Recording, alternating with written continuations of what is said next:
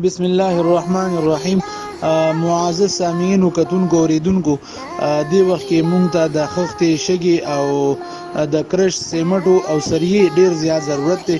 دا سلګ شان خښته تاسو وینئ چې دا لګ شان خښته خو مونږ راوړه دغه هم څه په قرضه باندې ده او دغه سریم ده او دغه شان دی شګه لګه شان دی راغلی ده، خو پیلري هم داسې پاتې دي، دغه شان دی لنټر پاتې دی او د خښتې دومره ضرورت دی چې دا کم اوس مونږ کار شروع کړی دی نو دا د په نیمه کې پاتې کېږي. دا مونږ عرضي طور لږ هم روغ ته چې په عرض ترتیب وخو چې یاره دا چاردیوایي لږ راته وشي، دا مسجد کم سے کم د چته پورې مونږ ورسو نو بیا چت باندې خرڅه تقریبا 40 لک روپۍ راځي.